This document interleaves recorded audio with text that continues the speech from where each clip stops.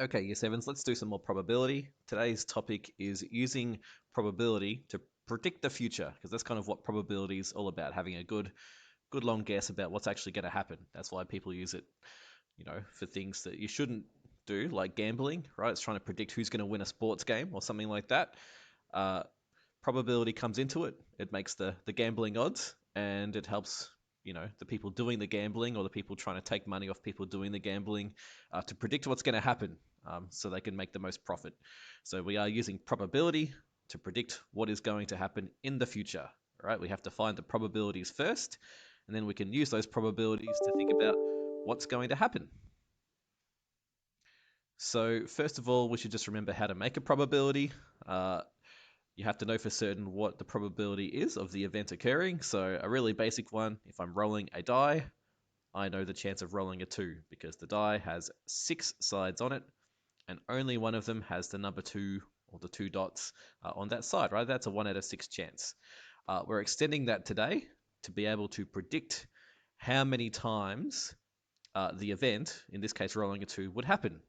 So, pretty logical question. How many 2s should I get from rolling my die 6 times? Well, in theory, if I'm doing it properly, when I roll my die 6 times, I should get one of each number, right? I should get the number 2 one time, right? If probability works out, I'll get the number 1 once and the number 2, and I'll get one of each number. Uh, and the way we do that is by following this formula. Okay, so to predict outcomes, okay, we can put this in our glossary, I guess. Probability section, predicting outcomes. First of all, you have to do what you've been doing and find the probability of success, right? We do it as a fraction, right? You're using your calculator, so you should have no problems doing this. The probability of success as a fraction. So in this case, I found the 1 out of 6. And then you just times it by the number of experiments you're doing, right? It's not much of a formula, really. It's just probability times the number of times your experiment happens. Okay, so in this case, to find that answer of 1, uh, in my calculator, I would have just said I've got a 1 out of 6 chance of it happening, and I'm rolling my die 6 times. And 1 out of 6 times 6 equals 1. Okay, so make sure you've got this formula in your glossary. Make sure you write it down. I'm going to now change my clothes and drive to school and carry on with the rest of my presentation. We'll just do a couple of examples of this. Generally, these examples are all going to be real life things, actually looking at something that's happened and just turning what's happened into a probability fraction and a decimal. So we have a situation here where we have a hot dog factory that's very, very dirty. It's full of cockroaches and bugs and other things. And it's not even a very good hot dog factory. Every day they only make 67 hot dogs. That's all they can pump out in a day, right? So it's not a very profitable business, unfortunately. And to make it even worse, from those 67 hot dogs, at various stages during the day, 15 cockroaches will fall into the hot dog machine and get mixed into a hot dog. So this is a probability situation because you've got something happening and a probability within it. So we get asked a question, what is the chance that you've bought a hot dog with a cockroach in the middle of it? Well, all you have to do is take the two things that have happened, right? The hot dog factory made 67 of the things, and 15 of those 67 hot dogs might have a cockroach on the inside, right? 15 out of 67. Just to help our understanding, we'll turn that into a decimal as well. 15 divided by 67, or just using the fraction to decimal button on your calculator, would give us about 0.22. That means there's about a 22% chance that you have eaten a cockroach. And then we can apply either of these numbers to this predicting outcome situation, because we want to predict how many cockroaches will we eat. So there are 48 hot dogs that we've eaten, let's say in a year, maybe in a week, I don't know. They're pretty yummy. You just have to basically get your probability.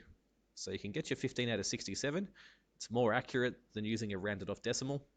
And you just times that by the 48 hot dogs that you eat. The decimal version is fine as well. 0.22 times 48. Yeah, it's the probability that the thing happened, right? These are the probabilities, and we just multiply by the number of times we do the thing. So whether we multiply this way, whether we multiply that way, both answers come out at about 10 0.7. We'll leave it at that. So for all intents and purposes, we've eaten about 11 cockroaches, which isn't so bad, really, considering how much fun we've had eating 48 hot dogs. Okay, so that's what we're doing. We're taking a situation, making probability out of the numbers involved, and then applying that probability to a number of experiments. All right, so if you want help getting started with your work, I've taken question 1, I've just adapted it a little bit and changed the names, changed the numbers. So not Natasha, we've got Nasha, the goal shooter in a T-ball team. In one season, she had 35 attempts at goal and she scored 2 goals, right? So she probably shouldn't be the goal shooter. Justin is the goal attack in the same T-ball team. Justin had 80 attempts and scored 18. So again, this team's not winning any games.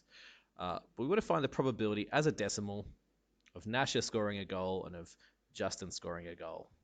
All right, so for Nasha, I would just say that it's 2 out of 35. All right, it's always good to start by making a fraction. And for Justin, slightly better chances. That's 18 out of 80. And then we just have to convert these fractions into decimals. Okay, so you can just go 2 divided by 35. That's fine. You can also type the fraction into your Casio calculator, push the S into D button, the fraction into decimal button. Either way, you'll get an answer at the other end. If we're doing it right, the first decimal answer would be 0.057. So it's only a 5 or 6% chance that our Nasha actually scores a goal. 18 out of 80 is slightly better, 0.225. That's 22.5% chance. You probably don't want either of these people playing goal shooter and goal attack. Who has a better probability of scoring a goal? Well, we just choose the bigger number. All right, so in this case, it's Justin. And then into today's work. All right, so you should be able to make your fractions, no worries. You've had a couple of lessons on that. But today's work is now extending on that. If they both had 40 attempts at goal in one game, what would be the expected team score? Because they're the only guys having a shot for goal. All right, so 0.057 is Nasha's chance. We times that by 40. We'll type it into our calculator in front of us. So 0.057 times 40 is 2.28 goals. So we're going to round that down to 2 when we finish our answer. But this is essentially all we're doing. The chance times by the number of experiments, we'll call it. And Justin's chance is the 0.225, also multiplied by 40. So we'll type that one in as well. 0.225 times 40 is 9. So we're basically getting 9 goals out of Justin, 2 goals, rounding down, out of Nasha. So for question C, the team had 80 attempts at goal, 40 here, 40 there, and they score 11 goals. They're probably going to lose. All right, so that's all you've got to do today.